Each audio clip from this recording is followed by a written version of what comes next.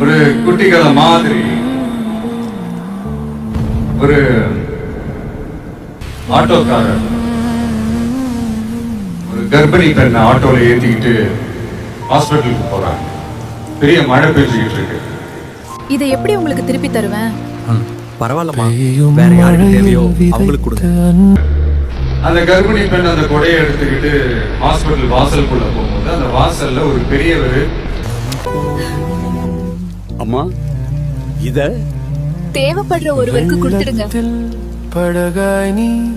உடனே அந்த பெரியவர் கொடையை எடுத்துக்கிட்டு பஸ் ஸ்டாப்புக்கு வராரு. பஸ் வந்து ஏறி போகும்போது அங்க பாக்குறாங்க ஒரு பூக்கார அம்மா பூவை வச்சுக்கிட்டு ஒரு அட்டையை மழைக்காக பிடிச்சிக்கிட்டு உட்கார்ந்துட்டு இருக்கிறாங்க. பெரியவர் போய் அந்த கொடையை அந்த பூக்கார அம்மா கிட்ட கொடுத்துட்டு அவர் பஸ் ஏறி போயிடுறாரு. பூக்கார அம்மா அந்த கொடையை எடுத்துக்கிட்டு வீட்டுக்கிட்ட வரும்போது அங்க ஒரு ஸ்கூல் படிக்கிற பொண்ணு பேக் எல்லாம் மாட்டிக்கிட்டு மழையில ஓடி வர்றாங்க. அவங்க போய் அந்த ஸ்கூல் பொண்ணு கிட்ட கொடையை கொடுத்துட்டு மழையில நனையாதமா இதை எடுத்துக்கிட்டு போங்க அப்படின்னு சொல்றாங்க. அந்த பொண்ணு தேங்க்ஸ் அப்படின்னு சொல்லிட்டு வீட்டுக்கிட்ட வரும்போது அந்த பொண்ணோட அப்பா பதட்டத்தோட வாசல்ல நின்றுட்டு இருக்கிறாரு. பொண்ணு மழையில நனைஞ்சுக்கிட்டு வரணுமே அப்படின்ட்டு. அந்த அப்பா வேற யாரும் இல்ல, அந்த ஆட்டோக்காரர்.